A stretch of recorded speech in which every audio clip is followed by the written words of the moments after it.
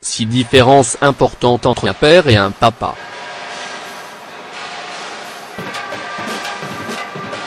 Qu'est-ce qu'un père et qu'est-ce qu'un papa? Un père, c'est quelqu'un qui est responsable de la conception de l'enfant, alors que le papa est celui qui contribue à son développement. Bien que les termes père et papa soient conventionnellement utilisés en tant que synonymes, il existe une grande différence entre les deux. Le fait de devenir père est facile, alors que pour devenir papa, le parcours peut tout à fait être long, sachant que tous les pères n'ont pas ce qu'il faut pour être papas. Ainsi, quels sont ces points de distinction? Un père, c'est biologique, un papa, c'est émotionnel. Le père est celui qui transmet ses gènes à son enfant. Il est responsable de la conception et joue un rôle purement biologique. Tout homme capable de se reproduire peut devenir père. D'un autre côté, papa est un terme d'ordre émotionnel. Il a une valeur qui lui est attachée. Devenir papa signifie accepter toutes les responsabilités relatives à l'enfant et contribuer à sa croissance. Le papa est responsable du bien-être mental, physique et émotionnel de l'enfant, contrairement au père qui ne prend pas ses responsabilités. Un père peut être absent, un papa est toujours présent. Un père peut ne pas être présent pour prendre soin de l'enfant. En effet, nous avons tous vu et entendu parler de nombreux cas où les hommes ont engendré des enfants puis ont abandonné complètement leurs responsabilités, comme nous connaissons tous des mères qui ont élevé leurs enfants sans que le père ne soit là.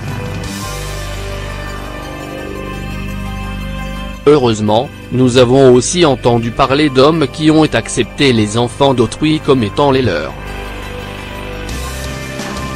Un papa ne fuit jamais la responsabilité et sera toujours présent pour s'occuper de ses enfants, qu'ils soient biologiques ou pas.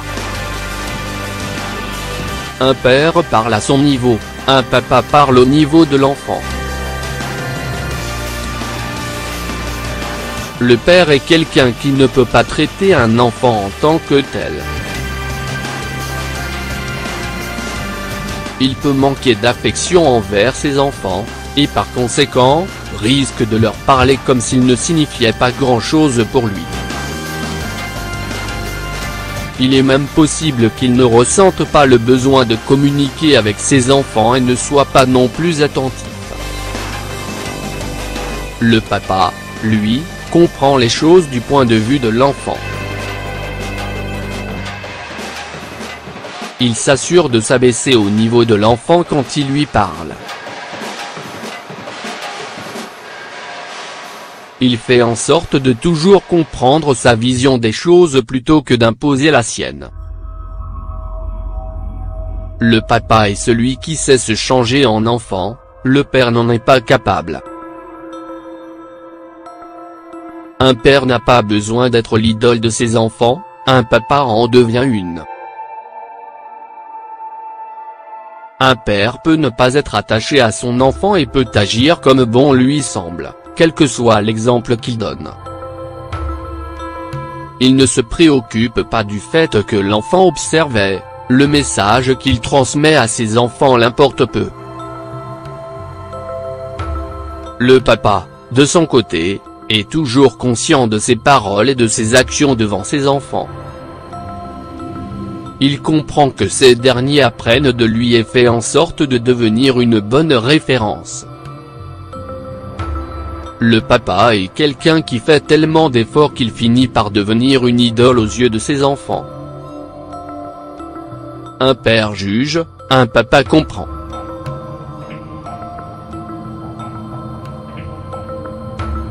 Un père n'a pas besoin de se soucier du genre de personne que son enfant devient.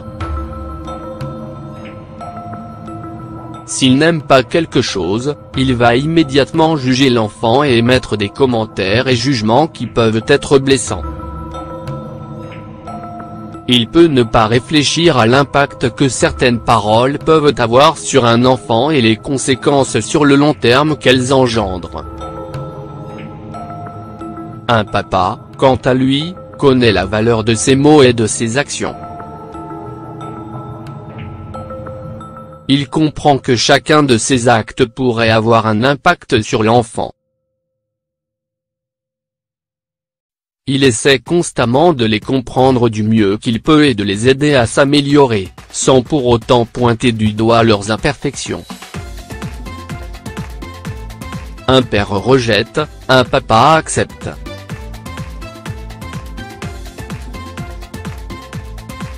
Un père ne porte aucune responsabilité autre que la paternité de l'enfant.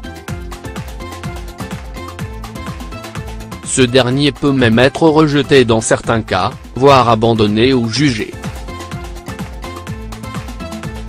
Il peut ne trouver aucune raison valable pour faire partie de la vie de l'enfant et est souvent prêt à condamner toute action de ce dernier. Un papa accepte toujours son enfant.